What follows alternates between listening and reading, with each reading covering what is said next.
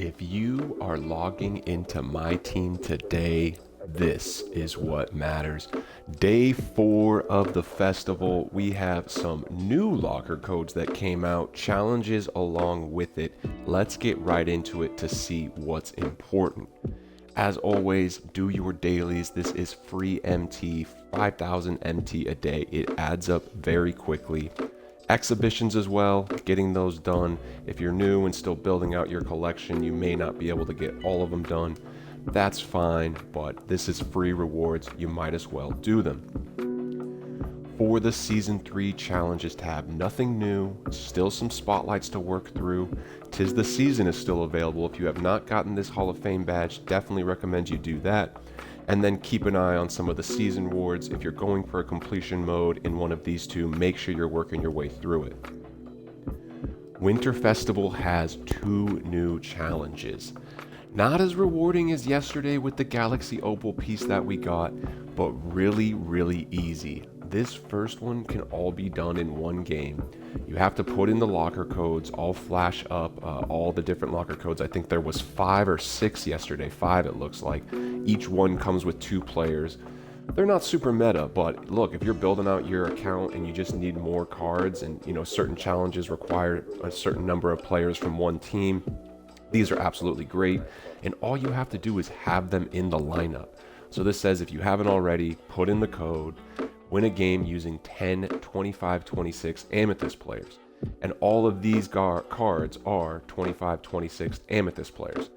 They've also given us some more of these cards throughout the year, so some of you may have more than just these 10, but if you put in the locker codes, you'll guaranteed have 10. So throw them all into a lineup, play one game, and you'll knock this out.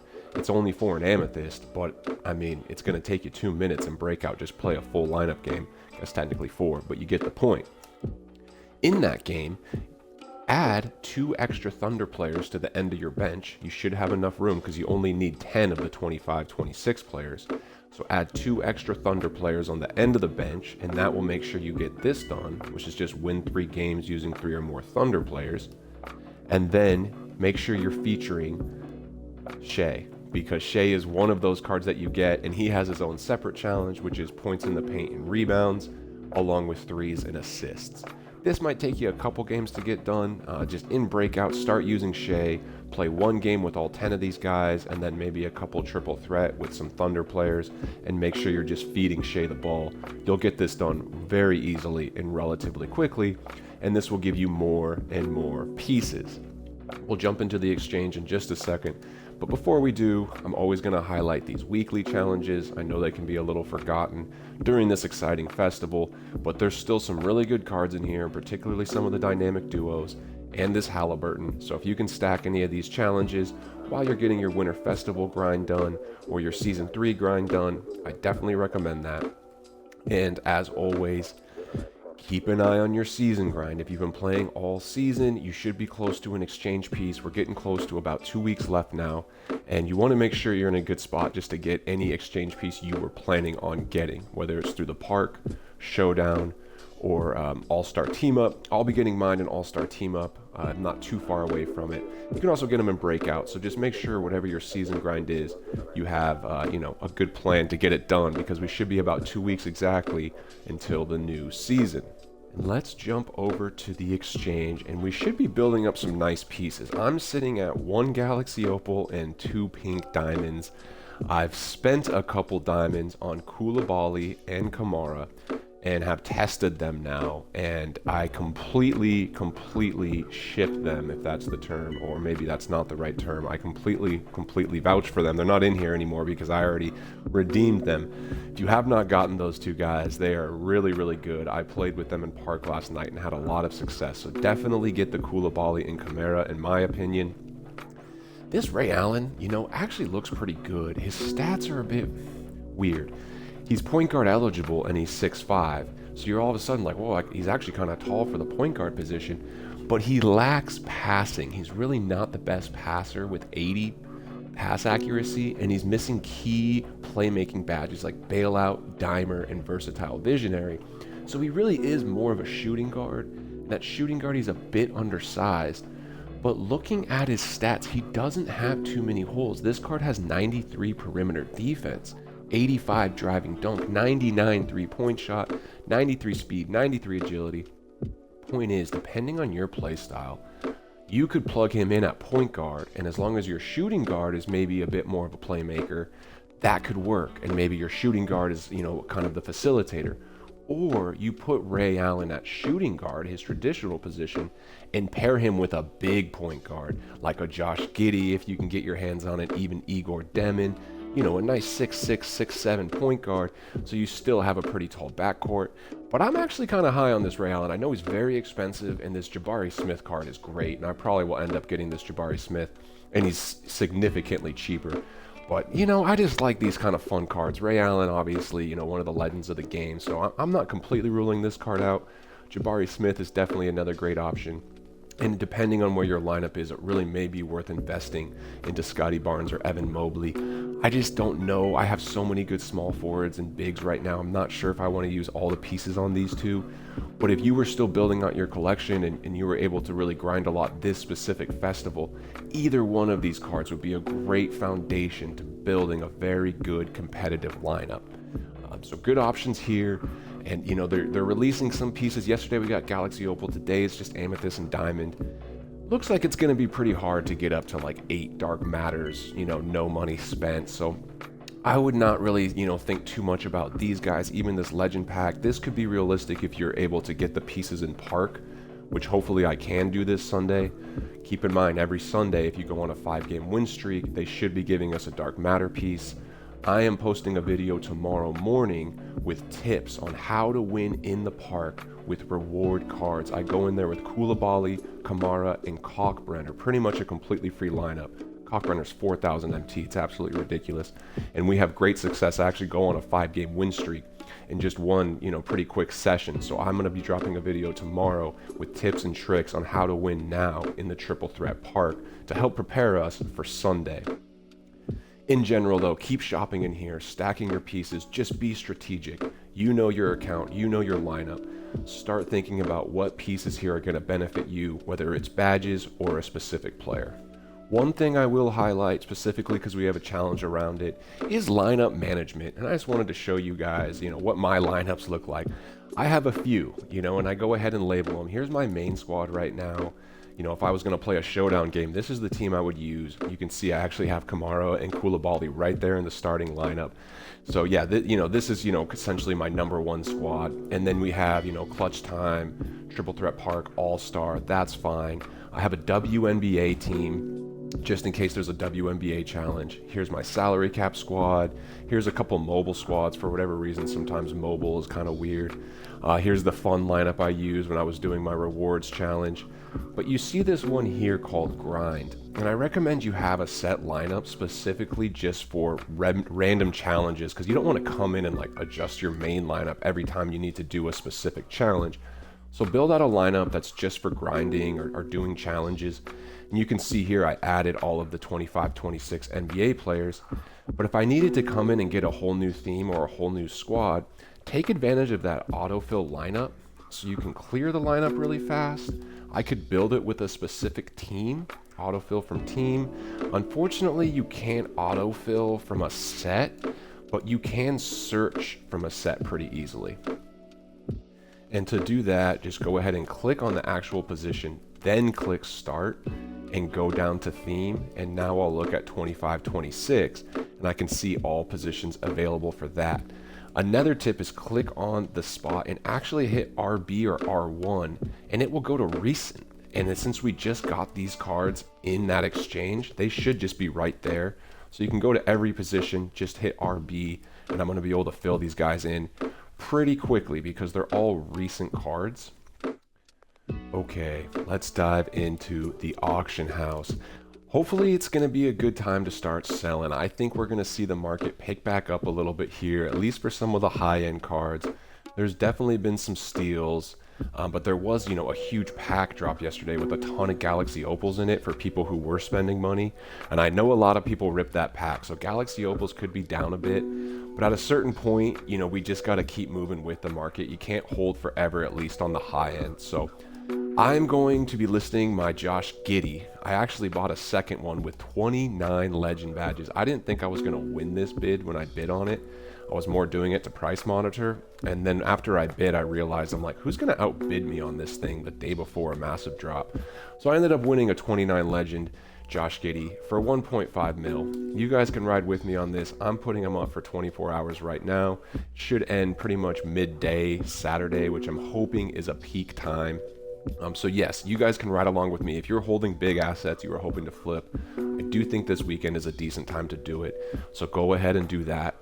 But I want to start talking about how to make MT every day in the market, not necessarily buying huge pieces and hoping they go up in a week. Because as I've mentioned, the truth is on these big cards, these super high end cards, it's just too volatile to consistently make MT. And where the real money is cards that are a buy now. So how do we find good cards that are going to be at a buy now price that I can look to bid on or snipe? And I actually recommend going over to the collection tab. And the first two cards that we're going to highlight came from the Flash set. And it's easier just to search in the set sometimes. And I'm talking about Buzelis and Ace Bailey. And pardon me if I mispronounce the name.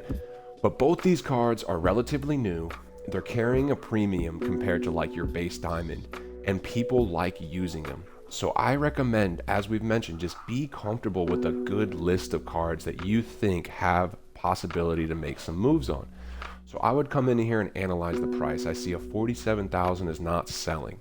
45's listed. I'm thinking if somebody listed around 40, it would get bought pretty quick because 47's not selling, but then there's nothing here that's just sitting below 40. So right now in my mind, today, Buzelis is worth about 40,000 MT. Now, I would come in here and say, well, if I see a quick one under 40,000, I'll definitely just buy it. Not always going to happen, but what I do see is one on bid.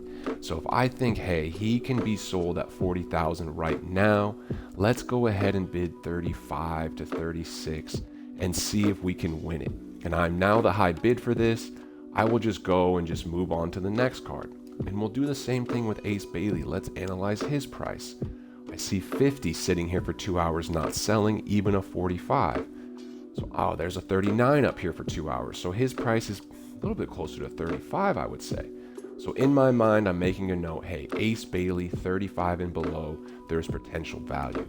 Go back to the start. Is there any I can bid on around there? None right now. Cool. I'm going to move on to the next card. And just have a list of cards like that you can work through. Another card I like to do this with is Okongwe. This is a really good card that people will keep using. So let's come in here and analyze his price. I'm seeing 45 not selling. So I'm going to put his price right around 40. I'm thinking if I list a Okongwe in the market at 40, he will sell, almost immediately. So is there anything I can bid on, like this one right here, at maybe around 37? I think he might even sell around 42. So I'll bid around the same, 36 to 37. I've successfully bid on that. Any other cards that I can try to bid on. And you can sit here, just spend, 30 minutes in the market. It doesn't have to be every day, but maybe every other day. Or if this is kind of your grind, this is absolutely a grind in itself. So if you say, hey, I'd rather kind of work the market, it can be more fruitful than playing the game. And if you get good at bidding on cards, understanding what they'll sell for, you can build so much MT and then buy any squad you want. And hypothetically grind in the game for hours, playing showdown, the rewards, at least MT wise, will be more significant in the auction house. So absolutely, if for you it's really fun to turn this into a bit of an auction house simulator, take that mindset and maybe you grind the auction house every day and then build out a really fun lineup and then you grind some showdown a little bit. But the point is there's a lot of options for you. And if you can learn to understand the auction house in particular, it's going to make this game where you can really just get anything you want. So we'll see. Hopefully I get a good amount of MT from this Giddey, which is going to open me up to start making some more investments.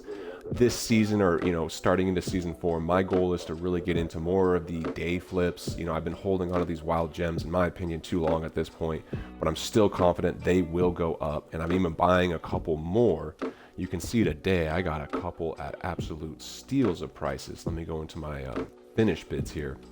Some insane steals. Let's see, we got a wild gem diamond, 13,000 right here, and I got another one even cheaper, 12,000 and 8,000. I still think they're going to go up above 30. I might have to die on that hill, but pray for wild gem exchanges. I think they're coming. Hope for wild gem exchanges, I should say. I think they're absolutely coming. And then one other strategy I will say for the auction house, and then we can move on, is keep an eye on the newest set, in particular some of the lower end cards. And I'm going to use an exact example here. There's Tis the Season. Look at Kalkbrenner.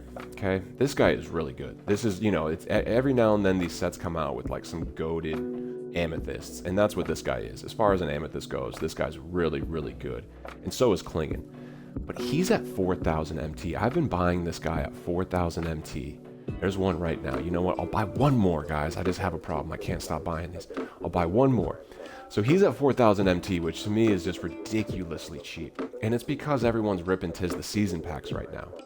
But I can give you a direct example of a different amethyst that is, at the time when it was released brand new and it was recent, he was that cheap because there's just so many people ripping new packs.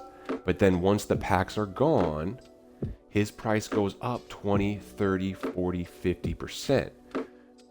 And let's look at Carlton Carrington. When he was in packs, he was down to 4,000 to 5,000 MT. I actually bought one at that exact price. Now he's out of packs, and there's significantly less in circulation, and he's already above 7,000 MT. And I know that sounds, maybe, it's only a few thousand MT. Yeah, but he pretty much doubled in price, because this card was 5,000 or below. So if you bought 20 of them, you made 3,000 on each. And I know it's a bit of a grind. You say, well, instead of buying 20 amethysts, can I flip, one pink diamond or one galaxy opal? But this here is just so much more consistent. So my recommendation is pick up some Kalkbrenners at 4,000 MT, maybe 4,500 and below. Wait a week or two. This is more of a long play. I almost guarantee, big D Guru promise. Give it a couple weeks. At a certain point, Kalkbrenner's at least going to go up 20, 30%. I think he'll be at least 6,000. And honestly, I think he'll get more and more. And potentially later in the year, just because of salary cap, a guy like Kalkbrenner could easily be like 10 to 15,000. So my recommendation is anytime there's this kind of like a goated amethyst, goated lower tier card that's coming into a really hyped set that has a ton of people opening packs, there's going to be a ton in circulation. But once the packs move on and they're no longer in the market, his supply will dwindle and his price will absolutely go up. And instead of just buying them for 4,000, you could even come in and try to get them cheaper. I'm going to bid 37 on that one, and I might bid 37 on this one. So just another strategy of how you can make some money on a day-to-day basis in the auction house. With that, guys, just keep grinding. Great day to knock some things out. Welcome to the game if you're new. There's a lot of stuff to do. Don't get overwhelmed. Really just focus in on some of these challenges. Winter Festival is a great way just to kick things off. And then remember, Season 4 is just around the corner. So if you're new to the game, don't feel like you need to chase down and try to get everything done in Season 3. I would just focus on, whatever challenge you want to get done. Keep grinding the Winter Festival, and then when Season 4 comes, your account will be in a really, really good spot. As always, I really appreciate the support. Drop a like, a subscribe, and, channel's growing. I appreciate it, guys. I hope you all have a great day. Happy holidays. Peace.